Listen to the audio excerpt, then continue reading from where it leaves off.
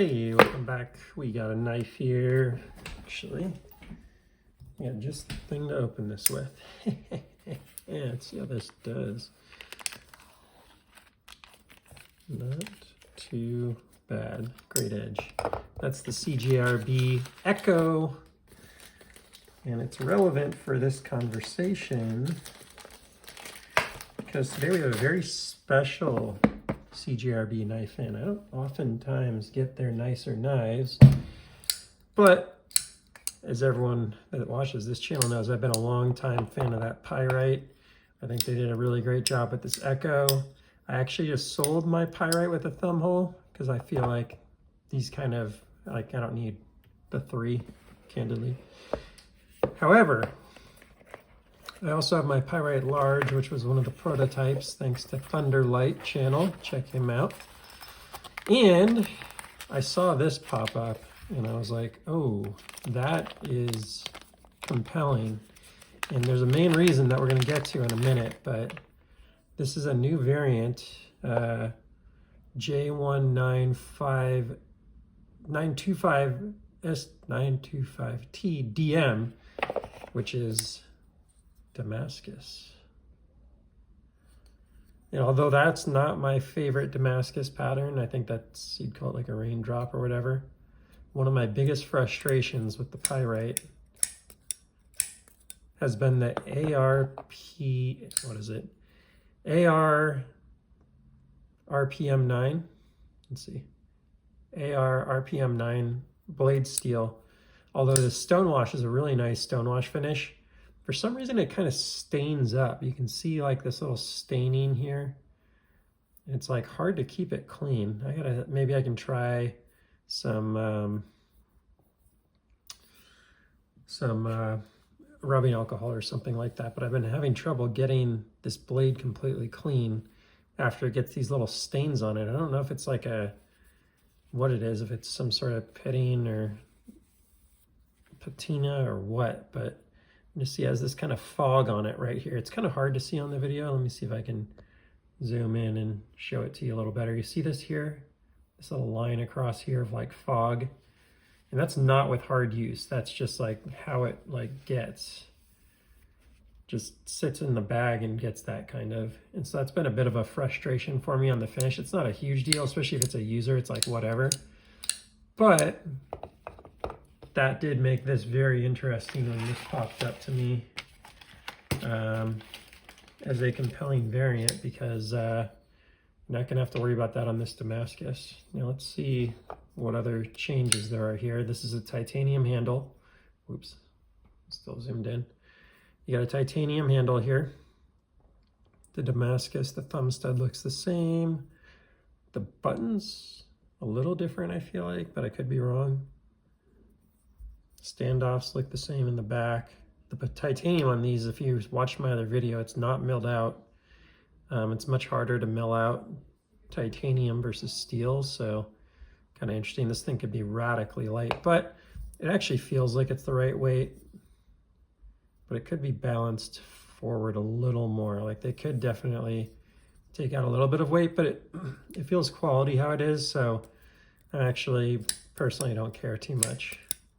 This one has a slightly harder detent. This is one of the things I've noticed with these, is the very biggest variation is whether they have a lot of a lighter detent or a harder detent, and whether your button has a little bit of button lock. Now I don't know if that kind of wears off over time or whatever, because I haven't really used mine enough to determine that, but those are the variables that you'll run into with these.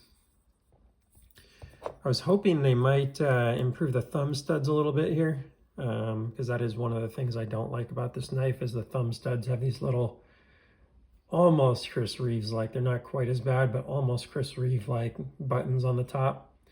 And it's just like, why would you do that? I have no idea. They don't like, maybe it gives you a tiny bit of extra traction, but anyways, this does have that same thumb stud, unfortunately. And it has the same pocket clip. I thought maybe they would do the titanium pocket clip on this variant. They did do one where there's an inlay with a titanium pocket clip, and it costs like almost twice as much. This MSRP is $119 on this one. I mean, I don't know if it's MSRP, but it's what they have it for on their website, and you can usually find a code to get like 10% off their websites. But the nicer one was like $179 or $199 or something like that, and I was like, eh. It had S90V, and it didn't have the Damascus, so interesting. Again, don't love the Damascus pattern. When I saw the picture, I was like, maybe I'll get one that I like. Can't say it's any better than the one in the picture. Just not, to me, a cool looking Damascus pattern. It looks kind of cheapo. But, you know, not the end of the world. To compare, if you're like, well, what's a good Damascus pattern? Maybe I'll show you one really quickly that I like. Sure, I have something around here. Oh, yep. TW Price Dawn has a nice one. Let me pull this guy out because it's in a box. So this is Damascus steel. That's pretty sweet looking to me. You know, to each their own. Maybe this doesn't look better. This isn't like my favorite one ever either. I really like the ladder pattern on my fixed blade EDC that I had custom made. So check out that, where you've got, you know, kind of the ladder here and then the taller at the top.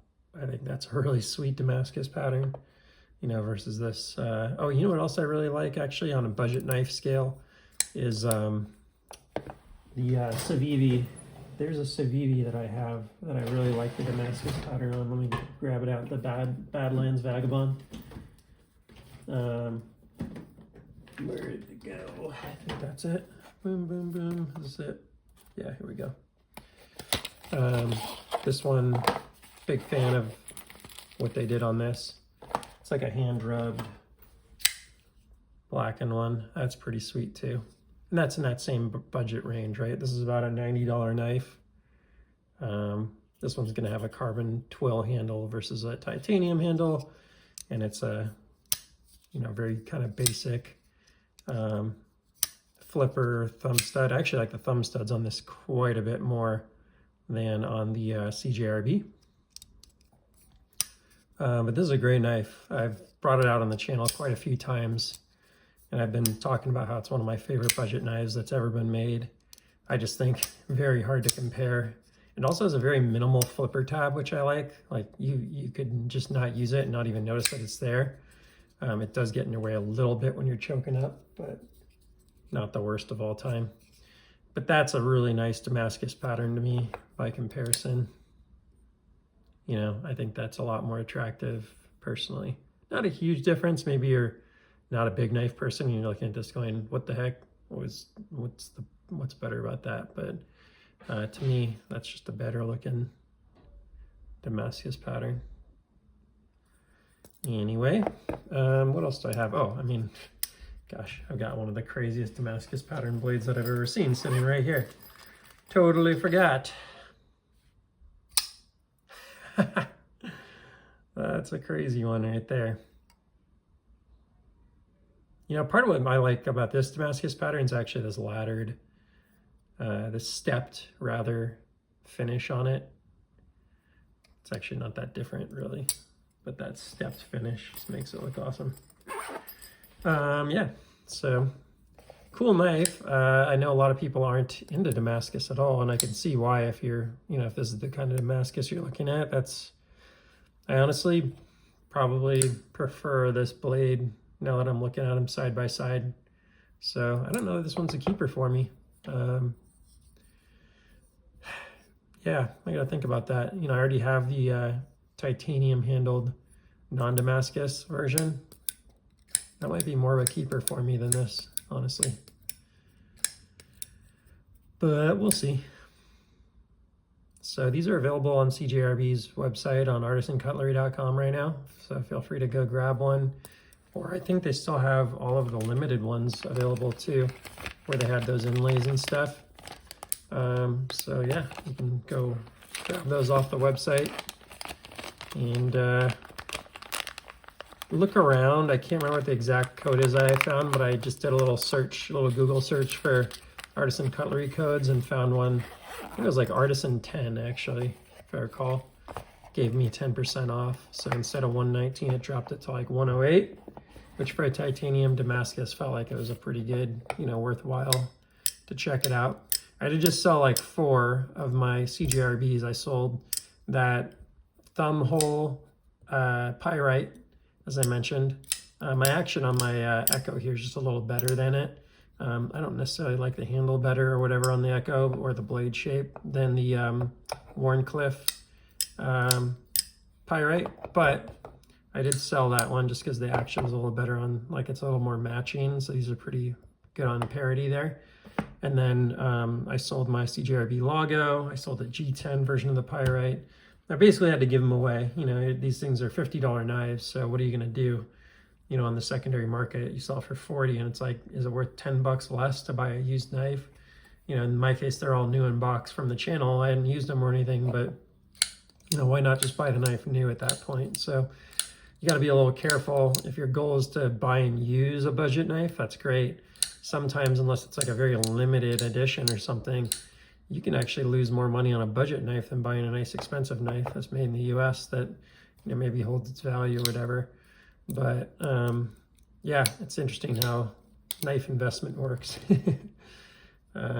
So keep those things in mind before you go and spend too spontaneously. But yeah, these are now available out there, and, you know, depending on what you like, might be worth a look. For me, that one doesn't look like it's a keeper, just because that Damascus pattern doesn't really do it for me. But that's all for now. Please like, subscribe, and I'll see you on the next one. Take care.